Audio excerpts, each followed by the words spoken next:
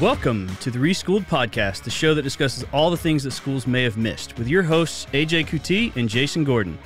Hey, everybody. Welcome back to the show. We are the Reschool'd Podcast, the show that discusses all the things that schools may not have prepared you for. As always, I'm AJ. Jason, sitting across me. How you doing today? Doing great, AJ. Can't wait to talk about this one. I'm excited about today's topic. Yeah, this is going to be, we're actually going back to the very first series that we did, the pre-college series. So this is kind of the seniors coming out of high school, getting ready to go into college. This is what we're going to be touching on today. So yeah, I'm excited. This has been a while since we've talked about this series. So yeah, before we do, let me remind everybody, check us out on our website. That's reschool.com. Remember, it's a D, not an ED. Same way with the social media profiles, but on our website, you can check out our recent episodes, things like that. You can send us messages. Same way on the social media profiles, so check us out there, right? However you want to contact us. And of course, on your favorite podcasting apps. Follow us, like us, get that notification when we drop new episodes, and give us those 5-star ratings. Yes. Well, today we are going to be talking about applying to college, which is obviously, if you've made the decision that you're going to go to college, this would be the obvious next step, which is applying for that college. And there's a lot of things that you may have to go through depending on what college you're planning on applying to. So I think this is a really good topic to kind of get to, especially now that we're coming to the end of the spring semester. So we're getting into that season of applying, or actually we're getting late into the season. You may be thinking about for the next one. So this is maybe for juniors. But let's start with a quick question. Today's quick question is, how many colleges did you apply for? Or two? Well, interestingly enough, I applied to one college. That's all. Way to put all your eggs in one basket. Right. Well, so I applied very early. I had an idea that this was the college I wanted to go to. My brother's a year older than me.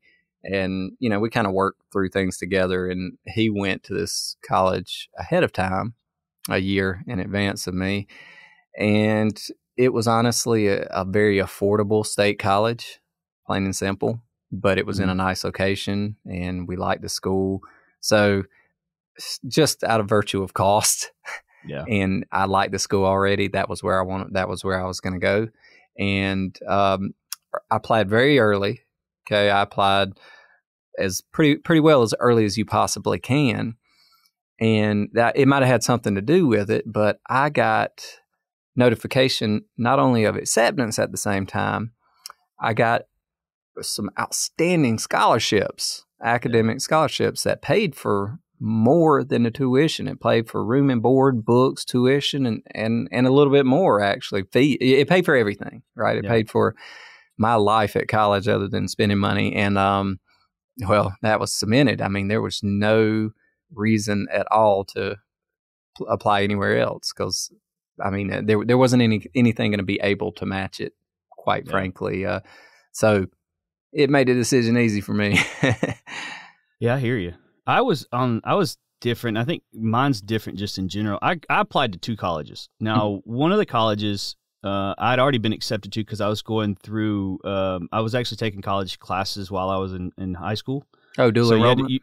So it wasn't called dual enrollment. It was during the summer semester. So it was during a time where I wasn't in high school. So it wasn't technically dual enrollment. Mm-hmm. I think they called it like the JET program or something like that, where we just kind of went over there and took classes. I took it in my junior summer. I took some math class, and then also my senior summer. So I'd already been accepting that, and it's also the college my dad was he worked at, so I still had to apply there, but I applied there super early in my junior year. But I also applied to a very well-known private college in Middle Georgia, and I got accepted there. But with private colleges, you know, they're expensive as all get out. I don't have that state subsidy, right? Oh, buddy. And so when I did that, I got some scholarships. But the scholarships, I got multiple scholarships, but the scholarships couldn't be put together. So I could only choose one of the like 5 or 6 scholarships that I had, and none of them covered even close to what just the tuition was, not including anything with room and board, anything like that. So I figured from a cost perspective, it was just way smarter to stay home. Yeah, you're going to find that with a lot of private colleges. I mean, they do have a lot of scholarship packages, and they do their best to put the cost of the private institution on par with state-funded institutions. You know, they draw from their endowment. They have specific dedicated college funds and things like that. But the way you do it at a state school where you can get a free ride, as they say, or full ride, it's tough to land those at a private college, right? Because that's a huge bite out of their budget. Yeah, and that was, I mean, like I said, that was kind of the easiest decision for me is just the cost wise, and I knew I was going to go I was going to go further outside of my bachelor's degree, so I had opportunities to grow to bigger schools at that time. So I just wanted to kind of save the money. Well, that's a pretty perfect segue into the first topic we want to cover there. How do you pick which school to apply to? That's such a big one because there's so many factors, especially from when I was in college and talking to my friends and stuff like that. Like there were so many factors that went into what schools you applied for. Some of them were obviously very important, and some of them were just, because other people were going there, or because it was party town or whatever. And I'm not saying that those even aren't important. I'm just saying, it's you got to figure out the priorities of what you're looking for in your college education. There you go. I mean, if you want the full education and you want if you want the full college experience, then naturally the entertainment side, I'll call it entertainment side, is going to be a factor in there because that is part of, for most, the college experience. Yeah. So I do think that is a factor. What factors did you use when you were going through? So you talked about the cost and everything, but even prior to that, was it just your brother? Well, honestly, by virtue of what it cost and, feeling very fortunate to even have the opportunity to go to college and stuff like that, because Wyatt and I were first generation going to college. So costs, honestly, was the biggest thing. Yeah. We identified other options, right? The large state schools. Okay. I don't mind telling people I went to the College of Charleston in South Carolina. The other big state schools were Clemson in Carolina, University of South Carolina. We call it Carolina in South Carolina, but but there were, other smaller state schools and things like that. And if something had gone differently, I would have weighed more factors like location. Like, for example, if I had to pay for everything, maybe I would have stayed in my hometown and driven. There was a college about an hour away. That would have been an option. If I played a lot of sports, if I would have gotten a sports scholarship for one of them, I might have pursued that route. I might have even gone to a private college if I could have secured, enough scholarships to cover it type scenario. If I could have perhaps combined athletics and academics to cover it. So cost was number one, but what are some other ones? I had so many friends that went to different colleges for different reasons and things like that. Well, let's just do an ideation list, right? What are some things that I think most students care about, right? I think part of them, one is there's a dichotomous factor where you're talking about some of them want to stay close to home and some of them want to go far away from home, and that's a pretty big one. And whichever, if something you're doing something because it's your comfort zone, right? I highly encourage people to step outside the comfort zone, right? Go further away than you would have expected or something like that.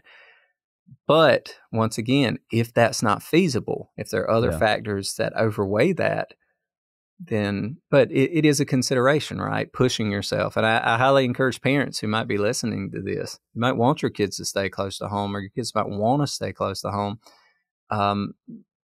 One of the things we're charged with as parents is to create autonomy, right? And to make certain our kids have a level of experience that prepares them for life. So be willing to facilitate that if honestly it even appears that that's something that could help your kid grow, right? So anyway, closeness to home, that's a definite one. I would throw in there the college life. Yeah. I mean, you're going to have a big difference at a large state university. We're in the state of Georgia right now. University of Georgia, Athens is an amazing college town. Tons of everything from fraternities, parties, nightlife, downtown sports, bars. I mean, you got everything. Football games, other sports games too, right? But football is kind of the big attraction at most universities, things like that. Yeah. So once again, there's the college life, right? The entertainment factor inside of it. One of the ones I was thinking when you're bringing up Georgia, because that's where I went for my master's program, is there. I think there is, for some, the size of the city in which the college is located in actually is a factor as well, because University of Georgia is located in Athens, which is a fairly small town. It has this small town feel, like where I could drive from one side of the town to the other, and it's not going to take me more than probably 20 minutes, 30 minutes tops. Whereas if you're talking about like going to Georgia Tech or Georgia State, which are both in Atlanta, traffic is miserable there. And if you're coming from a small rural town where you're not used to traffic like that, that can be very, very overwhelming. Oh, yeah. I mean, so I think that could be a factor too. I mean, Georgia State now has collectively, at its satellite campuses included, but over 50,000 students. Yeah. Right? I mean, that is a big place in a big city. So anyway, the actual life maybe not on the college campus is a big factor. Yeah. Living in a city, right, is just different than living in a college town that exists unto itself, like your Clemson, South Carolina, or your University of Georgia, or, every state you're in has it, type scenario. So that's definitely one. Another one I would say is the program of study that you have interest in. Different college, most colleges, universities have a wide variety of majors and things like that. And you can find something you might be interested in at any one. I truly believe that. But if if you have a preference towards something, like say you're interested in marine biology, right? Mm-hmm. You're probably not going to go to the Midwest. Probably not. I mean, it's not that they don't teach marine biology there, because they most certainly do. But you'd probably go to a coastal school, right? Yeah. Something where you can actually go and be a part of that and do the research and things like that. So that's one. That's a huge factor. Your program of study, does what they offer align with your interests? Now, we'll caution people. You think you know what you're interested in. Yeah. You think you know what you want to do with your life. But history shows for most students, no matter how dedicated they are, that can change and oftentimes will change, right? You start to experience things that you're not familiar with, and you're like, well, I like this a lot better. Mm-hmm. Or you start to learn more about what you do on a daily basis, and you're like, that's not the path I'm going to follow. So that was me with pre-med. And that's one of the reasons you're talking about, the degrees. The private college that I applied for coming out of high school, I wanted to go into pre-med, and this was very well known for their medical program. Mm-hmm. And had I gone there, I switched. So it would have cost me a lot of money to switch, because I would have lost a lot of those classes, to where I went to the state school, and we have Hope, so it was paid for by Hope. So I did, even when I had to pay out of pocket, it wasn't as expensive. Mm-hmm.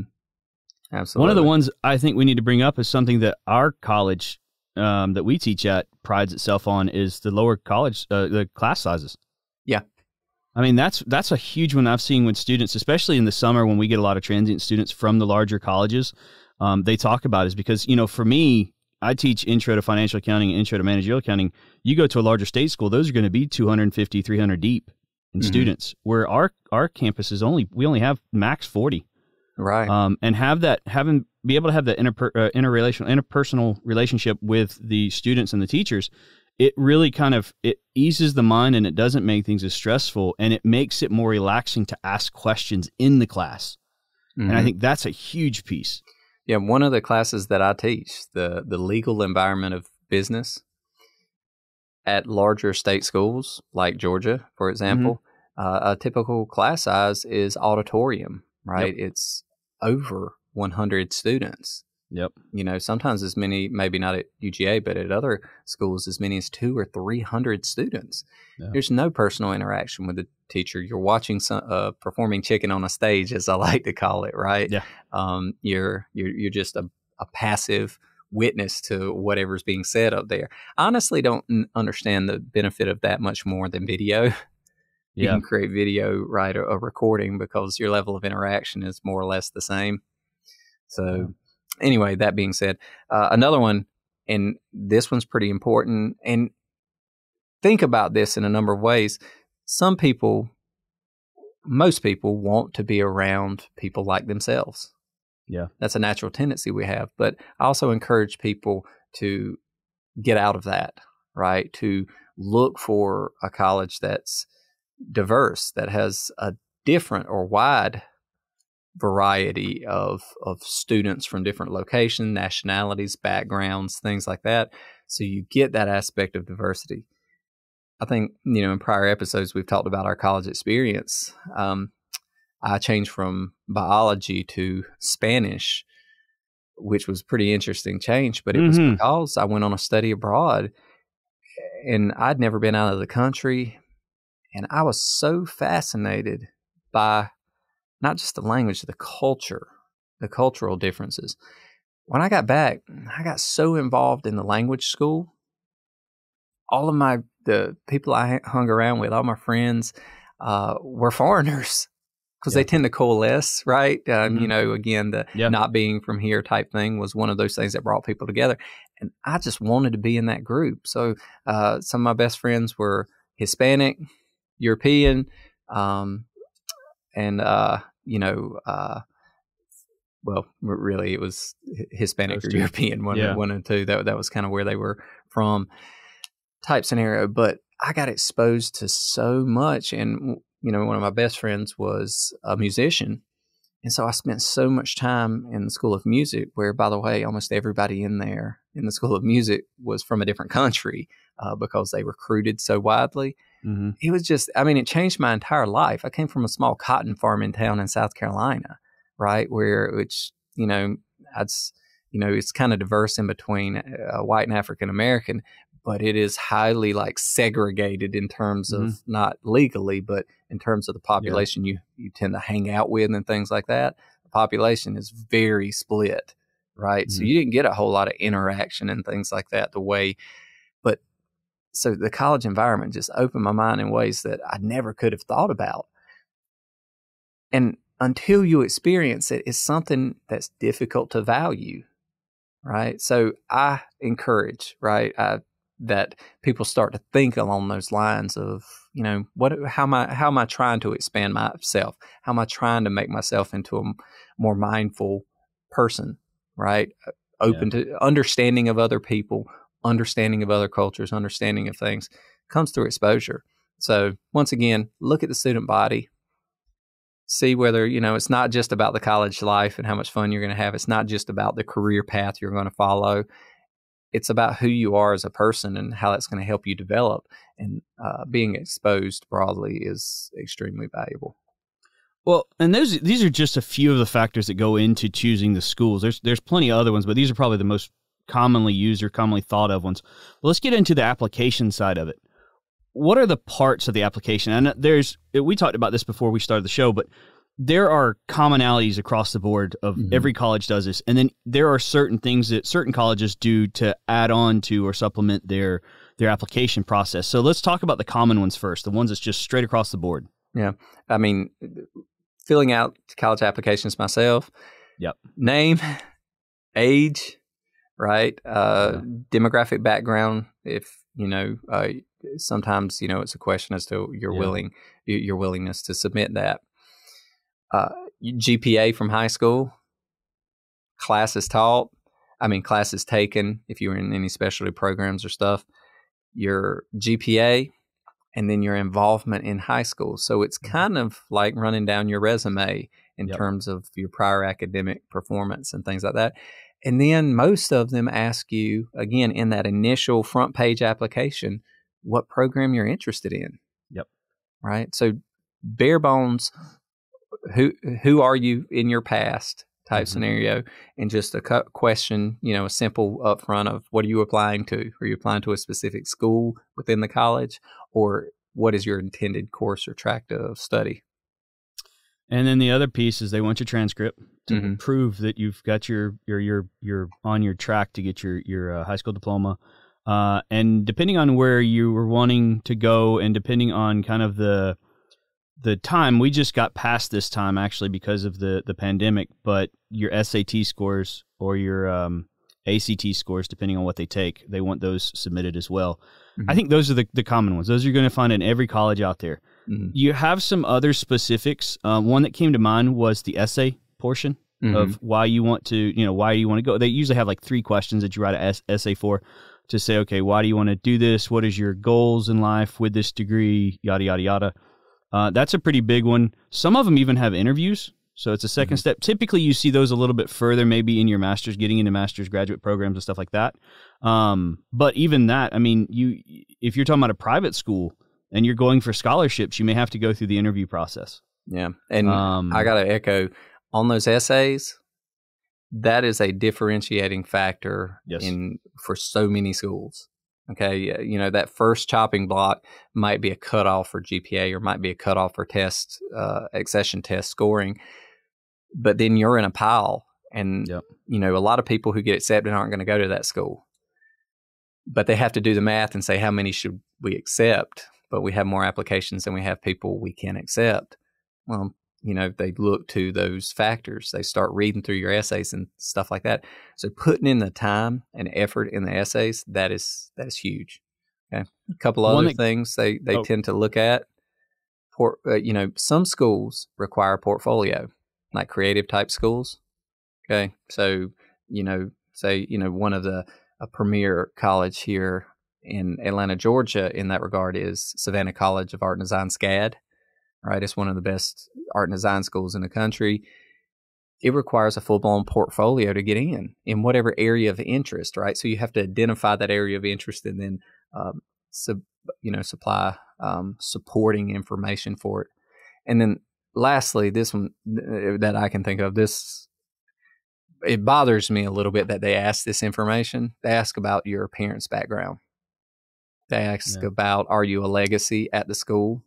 And that makes a huge difference. Yeah. They ask about, their educational background. Surprisingly, like, what level of education have your parents achieved? That type of thing. I hate to say it, that's more common in private schools. And why do they care? They want a donor base, right? They want somebody who's going to become a donor back to the school. So it makes a huge difference. Like your private colleges, oftentimes, that's their big supporters, right? They're alumni and they create generational acceptance. I happen to know of a small private college that I knew somebody who worked in the admissions program for them, and the child applied to the school and didn't meet academic standards for the school. And the father of that child had gone there, was an alumnus, and gave a lot of money to the school. And he called up the president and said, I'm sorry, I think you made a mistake. My daughter got a rejection letter, and I expect that to be remedied immediately. And not only was there a sincere apology in person issued to that student, then there was a apology issued at that point in time, and that student was accepted that day. But when you give that kind of money to a school, they're going to accept you, right? Yeah. I mean, it's it is what it is. It's not good, but yeah, I mean, everybody knows the stories with the prestigious universities, right? If you're somebody, right? If you're a celebrity or your parents were somebody, all of a sudden you don't have the grades to get into a state university, but you get into an Ivy League college, right? On a sports team that you've never played the sport in. Yeah, right. That's probably the sports team thing's a little less common, but we do know there is a factor there, right? And that's just something you have to consider and take into consideration, right? Another thing is diversity, right? Colleges look to have a highly diverse student body. Where you're from makes a huge difference. What part of the country, your race, your gender, your ethnicity, and then, of course, the national origin, your family, your background, right, type scenario, things that create a very positive story, things that you've achieved if you've already got connections, right? If you want to go to Harvard Business School for a graduate program, I don't care where you went to undergraduate. If you already have a job at Bain, McKinsey, or BCG, you're going to get in, right? I mean, it's kind of that straightforward. Because they're looking for people that they can place in amazing jobs. Those are the top consulting firms in the world, and they know you can go right back there, and they know you'll make a ton of money, and they know you'll, so it's a lot about those factors as well. You can't do anything about those factors. You can address them in the application, you can address them in the essays. So being aware that these are considerations for the school, this is something we wanted to talk about, right? What is the admissions committee looking for?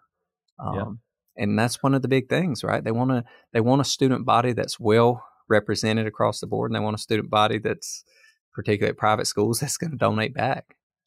One thing before we get to the next question, I wanted to add to that, because you mentioned something that kind of popped in my head that I don't think we even mentioned, but it really brings back an episode that we talked about a little while back in a career series, but the value of networking, because in most of these colleges, you're going to have a letter of recommendation.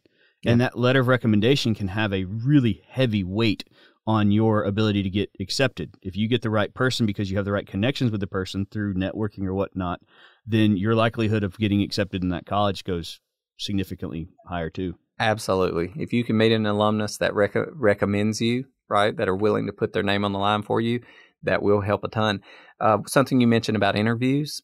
Mm-hmm. Commonly, the way you go about the interview is they have alumni who are screeners in your state or in your town or in your area type scenario. And if you get accepted for the interview, it's those individuals who interview you personally, right? So that's a networking opportunity, one, to try to get their endorsement or recommendation for accepting you into the school. Well, next question. So you mentioned this. What are admissions councils looking for on the application? And are there things that we need to highlight? And if so, what are some ways that we highlight those? So there's 3 primary things that they look for from the very beginning. Mm-hmm. Number 1, acceptance test score. Yep. Now, a lot of colleges are getting away from that, but the SAT and the ACT are the big ones. They look to those scores. Mm-hmm. You have to understand the business of education to understand why that's so important. Basically, it comes down to universities or colleges tend to be thought centers, right? You have a lot of teaching schools, but most of your big state schools and your big private schools are what we call R1 research institutions, and they conduct research there. Teaching is an incidental thing to this knowledge creation for the public. So they need to hire faculty and staff that are researchers, and then they'll have a group of faculty and staff that are primarily teachers, right? So they have this diversified path and things like that. But the reason they need to be ranked highly, right? Because it's the public perception, the public rankings that send employers there to recruit students, that put students on great career paths where those alumni can give back to the university, right? So it's about their prestige and reputation.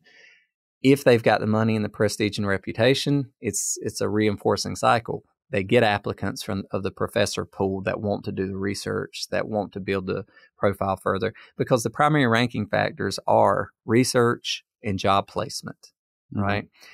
Part of that is you need to brag about your student body. So they want some arbitrary means to brag about how good the students are.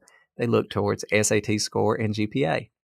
And that's a huge differentiating factor between quality of school as we perceive it. One school may be just as good as another in so many facets, but we see one school as being superior to another because of their admission standards, because ultimately it does, we know it does, relate towards employment opportunities and who they bring on campus for on-campus recruiting and things like that, right? And all of that ties back into perception. So that whole business model that goes into what they're looking for, right? Depending on the schools you apply to, the acceptance test score is going to be extremely important. Your GPA is going to be extremely important. Now, at a smaller teaching school, it's way less important, right? It's sometimes it's not even a factor at all. Okay. Yeah. And then next, diversity. The scoring and diversity are everything. So making certain that your demographic representation, male to female, adequate number of minorities from different classes that in some way represent or close to represent the demographic population out there, right? Sometimes they want overrepresentation, right, because of historical prejudices that have kept minorities out of colleges or educational institutions, right, type scenario. So in many cases, that's going to be a trump factor above others, right? We know that, that because of educational background and because of historical prejudices that oftentimes you see lower admission, poorer access to early education and things like that. So the testing scores and the GPA and stuff like that take a back seat, right? You want somebody who meets standards, but you might have a completely separate set of admission scores, for example, for people who are in different demographic pools. One thing I heard at a very prestigious MBA program was the type of student they were looking for, surprisingly enough, was they could not fill their rosters with U.S. citizens, male U.S. citizens that met the scores that they needed. Mm. They could fill their rosters 100% with people who had almost perfect GPAs and exceptional testing scores from other countries, male and female. But U.S. citizen males that were the majority of applicants to MBA programs, that was the one that was the most competitive branch for them to achieve enrollment. Isn't that funny? Yeah, that's really interesting. You know, I do think, because you mentioned your test scores and your diversity, I also think there is, obviously they do look at GPA, your high school GPA, as part of it. And I also think that they do take into consideration, and this is really why it's important to spend time on these essays too, because again, you're differentiating yourself and you're explaining things. It's almost like we were talking about with a job interview, is being able to explain where if there's a gap somewhere or whatnot. They look at extracurricular activities, because Absolutely. if you're somebody who's very, very involved in community, in school extracurricular activities, in sports, and you have a dip in your GPA, that could be used to explain it. I mean, and that's something that they're also looking at. Whereas if you went through your whole high school career and didn't do a thing, and you have a mediocre GPA, then they're going to look at the person who has relatively close GPA as you, and they're going to say, well, this person was actually doing something further that's taking time away from their studies. So that would be, and I guess you would say, lack of better words, an excuse for that. Also, those are the differentiating factors for scholarships. Yeah. You're going to have a lot of near perfect GPAs, and you're going to have a lot of really high test scores. And all of a sudden the competition for scholarships becomes very tight. Yeah. They look to the extracurriculars. Who was involved? We know statistically, the likelihood of you becoming successful in a given field is more closely correlated with an outgoing, involved personality than it is with your competency or performance in any given skill set you may have. Isn't that funny? Yeah, that's crazy. Your personality will relate more to how well you move up in an organization and what you achieve in terms of your career path than your skill and competency. And that being said, right, there is that, that awareness leads admissions folks to look for people who are, well, they played on sports teams, or they were involved in the community, or they were club presidents or leaders, or they, extracurriculars like band or theater or, anything of that nature is going to make a huge difference, not just for admissions, right, for these additional elements. So good point in bringing that up as well. Well, one last question before we end today. How many schools should you apply to, and then how early should you apply? Well, it costs money to apply to schools. Yeah, I was thinking there's got to be there's a point where you're saying too much and then not enough, and you're trying to toe that line to say, this is where I need to be. So, when I saw that question, my mind just went to it depends on your situation. Yeah, I mean, if there are finite resources, you got to manage that first. Yeah. So that's going to be factor number one. If resources aren't an issue, you can afford to apply to as many as you want. The second issue is time. Yeah. Because it is better to apply to a handful of schools, just a few, very short list, and put everything you've got into preparing your essays, preparing for the interview, putting your best foot forward, networking, and trying to get recommendations for those schools. It is better to put effort into that than to scattershot and throw out generic applications to dozens of schools. Yeah. Okay? Yeah, I agree. So again, money's a finite resource. If that's not time, perhaps you have a ton of time. If you have a ton of time on your hand, you're probably going to have to explain away why you're not involved in more things, right?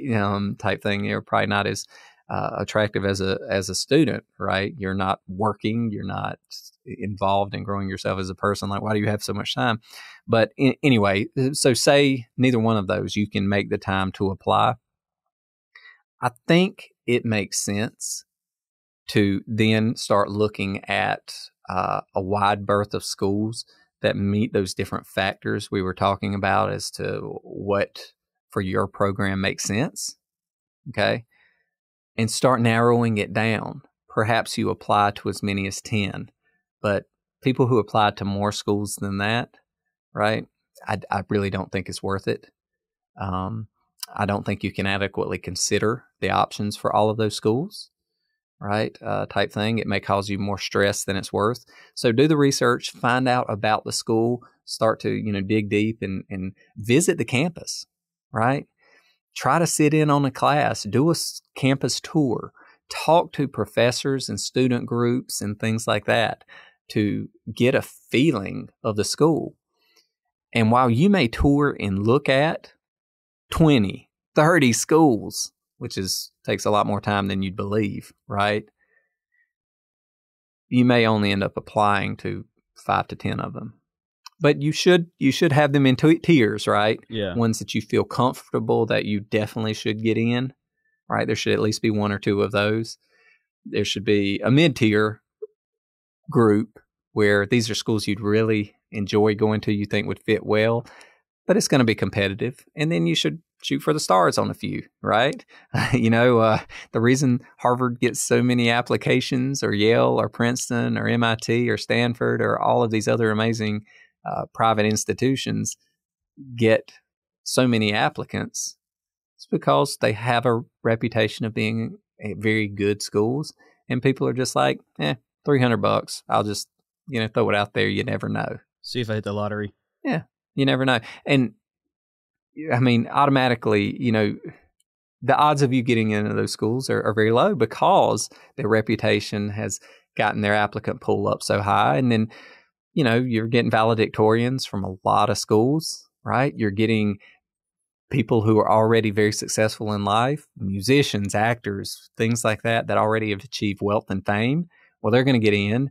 The legacies where your parents are really, really important people, you're probably going to get in, right? So all of these things reduces the number of just normal applicants, and they need a very diverse student body, right? So they're going to be looking for areas of the U.S. There's going to be a penchant for diversity that is underrepresented. So you're going to have a lot more minorities and stuff that have to, like I say, be accepted from different areas and things like that, from other parts of the U.S., from other parts of the world. So the pool that you're from becomes small. So you're not competing for all the accepted positions. You're competing among people who are in so many ways just like you, right? Yeah. So you have to differentiate yourself from people who are just like you. It makes it very difficult. One thing I wanted to bring up, I'm looking at it from a different perspective because I agree with what you said. but there is that balance where you don't want to do too many because it's just a waste of money, because you're not going to go to all of them. You're going to go to one. You don't want to do too few because you don't want to put all your eggs in one basket unless you're absolutely sure what's going to happen. But I'm looking at it from a different perspective too. If you're somebody who has fairly good grades, maybe not the valedictorian, but somewhere close to a 4.0, if not a 4.0 or whatnot, you could apply to these state colleges, even private colleges within the state. And when I'm not talking about the Harvards, the Yales, the Ivy League schools and stuff like that. I'm just talking about state colleges, but larger state colleges. You can apply to a bunch of those. You can apply to 5 or 6 of them, and knowing that you're probably going to get accepted because you have good grades, you have good SAT scores, you're very involved in extracurriculars, you meet all the checklists there, so you're fairly confident you'd be able to get into the ones that you're submitting to, you're applying to. And once you get them, once you get in there, you get the acceptance, you can actually use that for leverage for scholarships. Yes. Like if there's one that you want more so than the other one, like if you want to go for my situation, if I wanted to go to UGA when I was coming out of college, or even masters, you can do this with masters too. If you wanted to go to UGA and that was a college you want to go to, but you also got into Georgia State, Georgia, whatever the other colleges you got into for the master's program, and they offered you scholarships, you can go to the college that you want to really go to and say, hey, look, I got this scholarship offer from over here. Can you match that? Because if so, I would like to go to this college. And that gives you a little bit of leverage. It does. I saw that happen in my master's program from a couple students, and I thought, man, that's genius right there, because you're just using your leverage. You've worked so hard for it. Why not use it in a strategic sense to get your way to get going to the college that you really want to, and still get the financial benefits that you were trying to get from another college? And I will tell you this as well. So I've talked to a number of people who are in career services, right? I had a pretty long list of friends who did that. For a while, admissions particularly. You just like with a job offer, right? I tell my negotiation students, you can begin negotiating once you have a job offer. Never negotiate before. So lots of times in an application, they will ask you where else you have applied to school. Lots of people are tempted to put the best schools they've applied to type scenario. Well, you have to be careful. There's a trap there and this wouldn't apply to everybody that's listening to this podcast, but it does apply to some people. Every year you read about 1 or 2 students across the United States who got into all the Ivy League schools. Have you read that before? Yeah, yeah. There's one that just came out, I think, at Florida who got accepted to all of them. They make the news and stuff like that. Do you think that's the best student in the country? Probably not. Absolutely not. If they got into all of them, they were extremely close to getting into none of them. Yeah. That being said, the reason valedictorians, 4.0 GPAs, perfect SAT scores, blah, blah, blah, get rejected from certain colleges or universities is because it's such a game in terms of, the Ivy Leagues want a single-digit % of people who get accepted that don't go there. That's a reputation thing, right? They don't want to accept people that are going to turn down the offer. Most schools don't. So if you state that you're a highly qualified candidate, but you're applying to all of these other schools, oftentimes you will get rejected from target universities, particularly your more elite private universities, because they don't believe you're going to go there anyway. Yeah. If you've indicated that you've applied to, I'm just going to use an example, right? I'm not going to use an example because I don't want to offend anybody from any particular school, right? We don't want to lose listeners, huh? But if you put that you've applied to one certain school that might have a better reputation in some regards than another school, that other school, particularly if they're in that same high echelon, they might not accept you because they believe, right, that you're probably going to go somewhere else. So when you see the student that gets accepted to all the colleges, they were borderline not getting accepted to any, and normally they had a very, very unique personal characteristic, like a very interesting hard luck story. Yeah. And so that'll be a great story for the school, and they believe you're a great candidate in every way for that reason. But they also have in their mind like, oh, this would be a great one, and we're probably not going to lose this student to one of the other top tier schools. And so it becomes a big game at a certain level. The only people who can kind of rest on your laurels is if your parents have a ton of money. Yeah, you know, if you're the child of somebody very, very important, or you yourself are already very, very important, then it doesn't matter. You can get into the academic institution you want to, no matter what. Well, real quickly, because we're coming up on time, so let's keep this one fairly short, but how early should we apply? My recommendation, it's a strategy thing. Mm-hmm. I would say your top tier and middle colleges apply early. Mm-hmm. And for your top tier, apply late. Yeah. So the reason I would say is, like in my situation, I went to very much a middle tier academic institution. I applied extremely early, and they offered me acceptance in consideration, award of a scholarship very early, because they figured I would have to accept or reject that very early, and then they could move on to subsequent rounds if I rejected it. Yeah. Right. So you get into that. Again, a prestigious school the same way, but lots of times they haven't been able to fill up their ranks.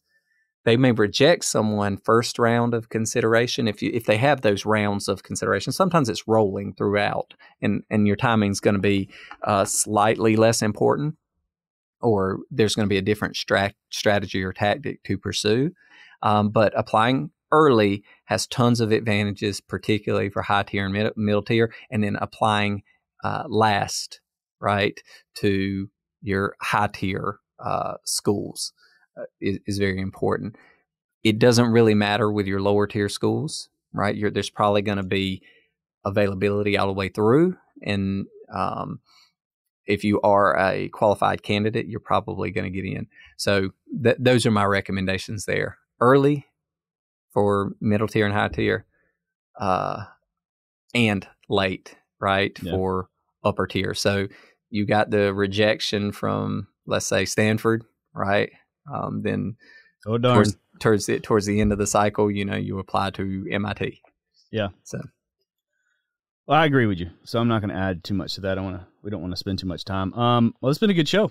This has been a really interesting show. It's been good to get back to the pre-college, kind of talking to like I said, the high schoolers. And this does have some, like I said, some application when it comes to the graduate school as well. So it's still dealing with college students as well, if you want to go to that. So, Jason, you got anything to say before we head out?